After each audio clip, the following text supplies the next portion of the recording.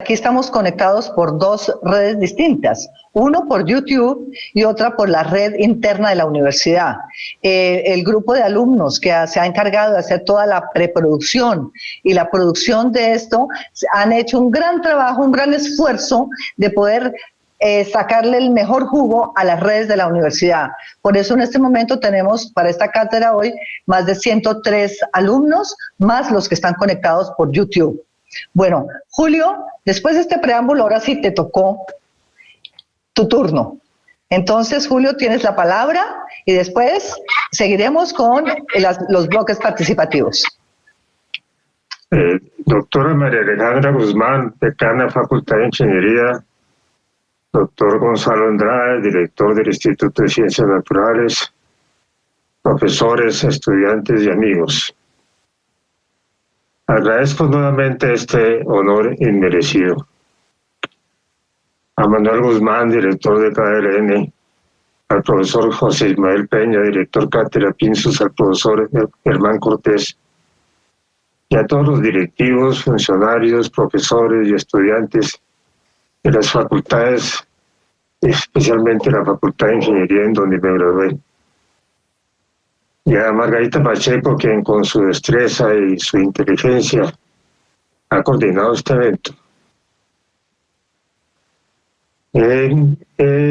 Mencionaré algunos temas que considero pueden ayudar a los estudiantes que me están oyendo en las decisiones que diariamente uno tiene que tomar cuando es joven. No tengo méritos suficientes para que mi nombre lidere esta cátedra, se lo he repetido varias veces a los profesores que lideraron este proceso, pero procuraré con mis palabras acercarme a lo que ellos desean. Debo insistir en que todo lo que voy a decir está fundamentado y enriquecido por el apoyo y la crítica de mis amigos, también ambientalistas, de mis hermanos, a quienes debe mucho más el país. Gente como Alegría Fonseca, Margarita Marino de Botero, José Lozano, Ernesto Bull, Manuel Rodríguez, Pablo Leiva, Pablo Lugari, Gustavo Bulchis, Juan Mayer. Solo menciono a los más viejos. Me excusan los que tienen menos de 60 años. Me están mencionando a aquellos sin los cuales no estaría yo aquí. Hablaré también de la universidad, de las ideas que aquí se han generado y que quedaron en mi libro Colombia Compleja, y de algunos otros temas que pueden ser interesantes para el futuro de esta cátedra. Le he puesto a mi intervención un título que tiene que ver con lo que estoy escribiendo actualmente: Mentes libres y soluciones complejas. El primer punto tiene que ver con el significado que tiene la Universidad Nacional para mí. En mis libros Colombia y lo imaginario, lo complejo, editado por la IDEA, y Colombia Compleja, editado por el Jardín Botánico y el Humboldt, sostengo que el territorio físico y biológico en donde se constituyó Colombia es uno de los más complejos del planeta, por la cantidad de elementos diferenciados y interrelaciones entre ellos, que podría ser uno de los más complejos en lo cultural, pero que no hemos logrado construir una sociedad suficientemente compleja para poder vivir bien como seres humanos. Esto ha sucedido, pienso yo, en parte por el predominio en nuestro país de lo que Edgar Morin llama el paradigma de la simplificación. El paradigma construido por el auge de tres procesos mentales: la reducción, la disyunción y la abstracción. Los tres llevan a que cuando uno se encuentra un problema complejo, se trate de afrontar con soluciones simples. Soluciones simples como las que se proponen actualmente desde los extremos en la economía y en la política, desde la derecha y también desde la izquierda. La Universidad Nacional ha sido para Colombia la única solución compleja que todavía funciona, que ha sido fundamental para que no hayamos desaparecido como nación. Y por lo tanto debemos preservar y debemos adorar. Todos los presentes creo que están de acuerdo con esto, pero desafortunadamente todavía esta solución compleja está lejos de la mayoría de los jóvenes colombianos. Y es urgente entonces que el Estado le proporcione a la Universidad Nacional los recursos para que todos puedan acceder a ella. No importa cuán pobres, no importa cuán alejados, no importa cuán revolucionarios, o inclusive no importa cuán cercanos estén a otras soluciones menos dignas. En una conferencia reciente en la Academia de Ciencias Exactas, propuse lo que denominé un biosueño, un sueño fundamentado en la conciencia, no en la inconsciencia, uno en el que veamos a Colombia dedicada por entero a proporcionar una vida y una educación digna a todos los niños y los jóvenes, a darles a todos lo que solamente muy pocos tuvimos, lo que llamábamos una beca completa que tuviera educación, vivienda, alimentación y salud aseguradas. La Universidad Nacional debería iniciar esas becas complejas en sitios que hoy día son muy desgraciados como Arauca y Tumaco, pero en donde ya está consolidada la universidad, en donde becas complejas podrían lograr la paz, proporcionar a todos los niños y los jóvenes la dignidad que nunca han tenido. Voy a aprovechar también la ocasión para atestiguar que fue aquí, en esta universidad, en el Instituto de Estudios Ambientales de la Universidad Nacional en Heredia, en donde los que nos llamamos ambientalistas empezamos a explorar el pensamiento complejo. Y que este interés sin duda surgió de la conformación compleja de la universidad. Esa conformación en donde todas las aproximaciones al conocimiento, a la ética y a la estética son bienvenidas, fue lo que hizo posible, pienso yo, que hace 30 años profesores de 5 facultades diferentes se pusieron de acuerdo en conformar ese instituto y que las directivas aprobaran que eso se realizara. De las posteriores conversaciones y discusiones entre filósofos, sociólogos, biólogos, agrólogos, ingenieros, arquitectos, economistas y abogados, de ese esfuerzo por realizar la interdisciplina, fue que surgieron libros y palabras como las de Augusto Ángel, Pablo Leiva, Margarita Pacheco, Efraín Sánchez, Germán Márquez, Olga Bermúdez, Tomás León, Ernesto Bull y tantos otros, cuyas obras y acciones hoy conforman la producción científica y cultural de ese instituto. Uno de estos libros de la idea, llamado ¿Qué es ambientalismo? La visión ambiental compleja, es pionero en el ambientalismo complejo de América Latina. Todos los que hoy participan en este acto y que veo con enorme emoción han trabajado casi toda su vida en ese propósito. El punto 2 tiene que ver con un libro que fue publicado antes de Colombia Compleja por esta universidad, que se llama Colombia de lo imaginario a lo complejo. De nuestras discusiones interdisciplinarias y un poco indisciplinadas en el idea, Margarita es testigo de lo indisciplinados que podíamos llegar a ser. ¿Cierto?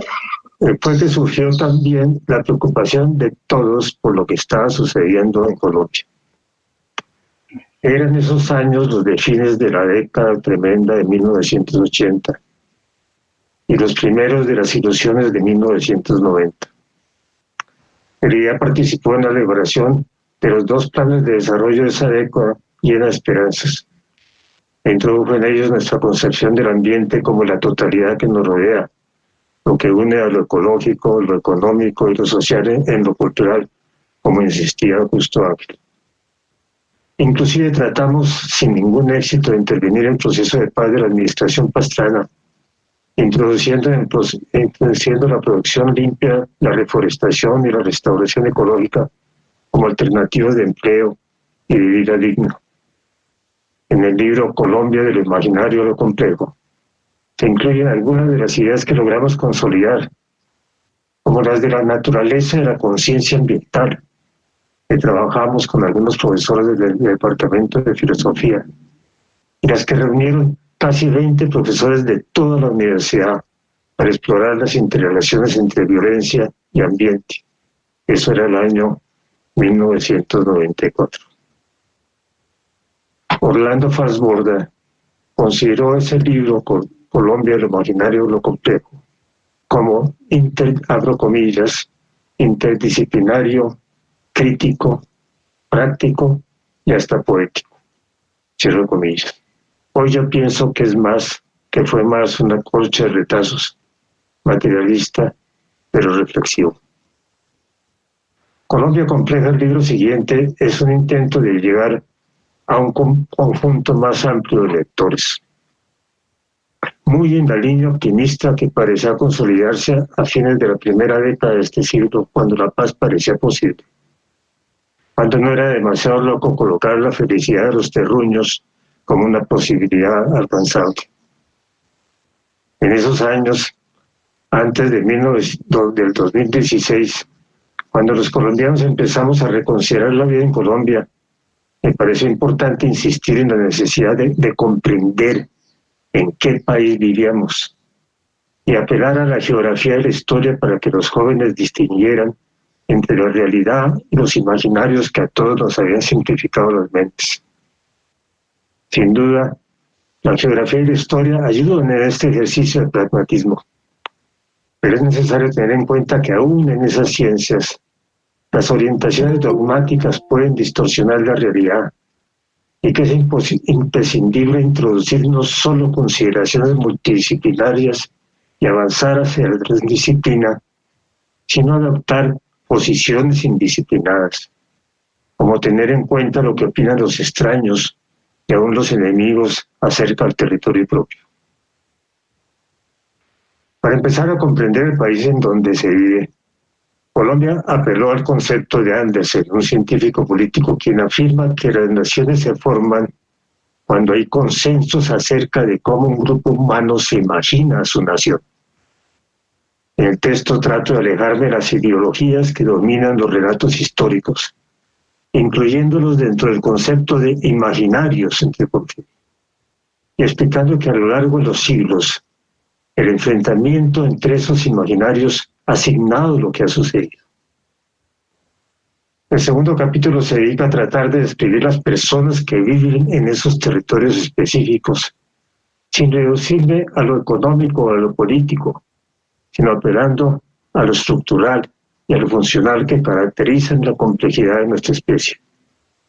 Luego hago un resumen actualizado de la información científica existente acerca de las características físicas, químicas y biológicas de los territorios, incluyendo tanto lo que podría llamarse estructural como lo que se conoce acerca de los procesos biológicos y bioquímicos y biofísicos dominantes en cada espacio. Más tarde, en el libro avanzo hacia descripciones de las interrelaciones entre ecosistema y cultura más importantes, haciendo énfasis en aquellas que considero más relevantes en nuestra historia, como las que nos han llevado a la guerra, y en las que creo que pueden considerarse como interesantes para los lectores. Hacia el final del libro utilizo el concepto de sistema ambiental, entre comillas, y la distinción entre la complejidad de las sociedades y los ecosistemas que expongo en el apéndice de ese mismo libro, para elaborar un primer análisis de las diferencias existentes en los territorios, desde una evaluación rápida de la complejidad, diferenciada territorialmente, de sus ambientes y de sus sociedades. En el sexto capítulo me dedico a señalar las diferencias entre la totalidad del ambiente integral, entre ecosistemas y culturas, de Colombia y el de otros países, inclusive los países vecinos.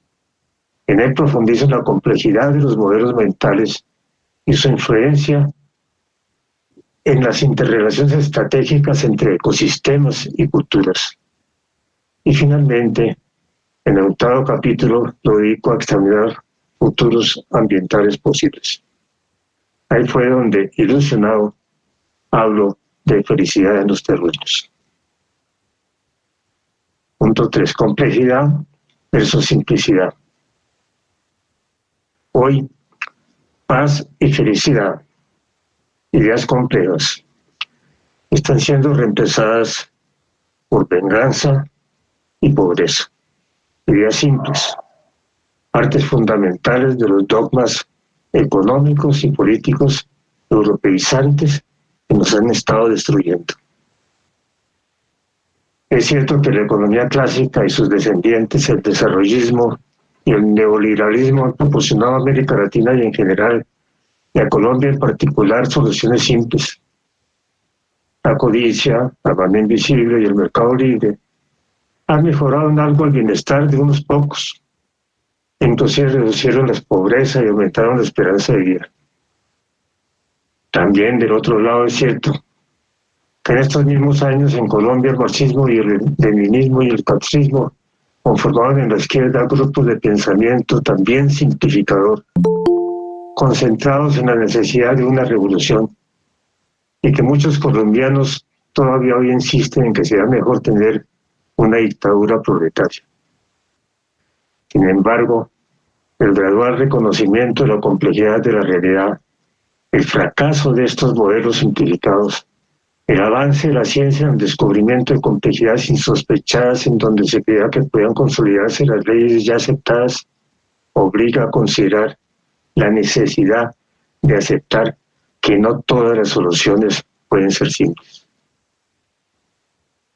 Ockham, el célebre Ockham de la navaja de Ockham, quien es considerado como el precursor del pensamiento simplificador en Occidente, había dejado abierta esa puerta cuando dijo, abro comillas, la explicación más simple y suficiente es la más probable, no necesariamente la más verdadera. La crisis total, humana, social, económica, política y ecológica, desatada por el coronavirus, proporciona un nuevo campo de análisis integral de estos modelos simplificados que todavía son dominantes, no solo en las entidades internacionales, sino en la mayoría de los gobiernos y en las fuerzas de oposición, incluyendo entre estas las bandas de insurrectos armados. Paradójicamente, la prevalencia de estas simplificaciones ideológicas es también una de las causas de la sostenibilidad en el planeta de los grupos terroristas con fundamentos religiosos que se oponen a dichos modelos. Creo que es en la experiencia de la gestión y de la educación ambiental en donde es más clara la necesidad de reflexionar acerca del reconocimiento de la complejidad. Perdón.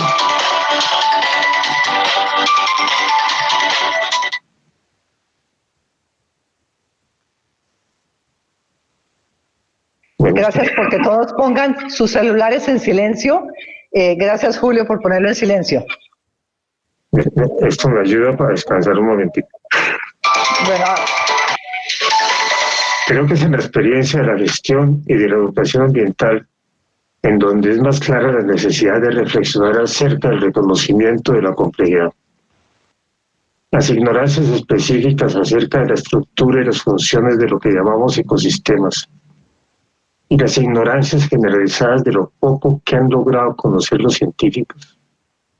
La imposibilidad de predecir aún el comportamiento de la naturaleza domesticada, del gato casero o de la cosecha de maíz, la fuerza del azar, de las necesidades, de las emociones, los intereses y de los caprichos, las enormes dificultades que se encuentran al tratar de modificar las tendencias que creemos nos conducirán al desastre, las evidencias de lo poco que se avanza, la fuerza de los factores opuestos, las interrelaciones negativas inesperadas en el mundo de la economía y de la política.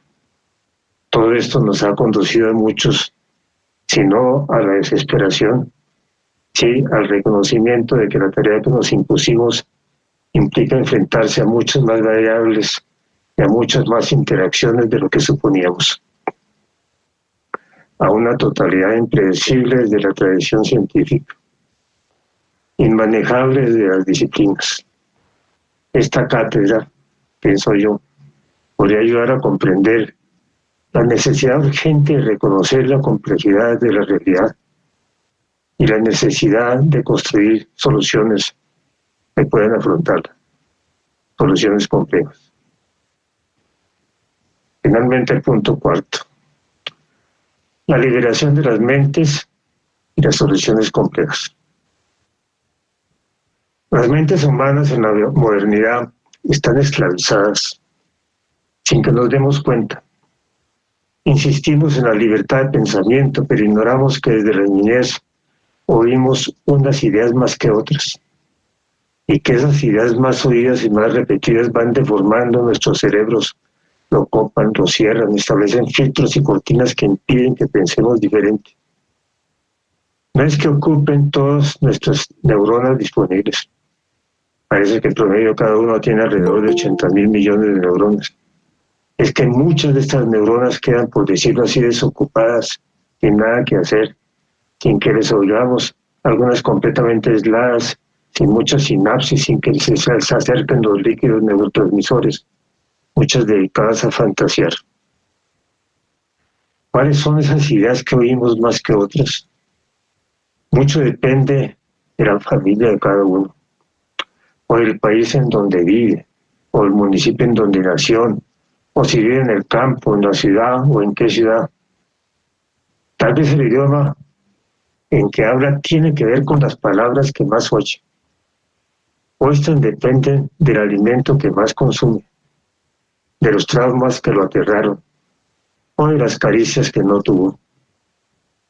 Morán me explica, como decía antes, el enorme poder de los dogmas desimplificantes, la reducción, la disyunción y la abstracción, que reducen la realidad a lo que puede verse desde un conjunto ideológico o una disciplina científica, las que separan a los humanos del resto de la naturaleza, las que obligan a distinguir siempre entre buenos y malos, amigos o enemigos, o limitan los modelos mentales a unas pocas palabras, a un modelo matemático de ecuaciones de primer grado, o a una sola percepción filosófica.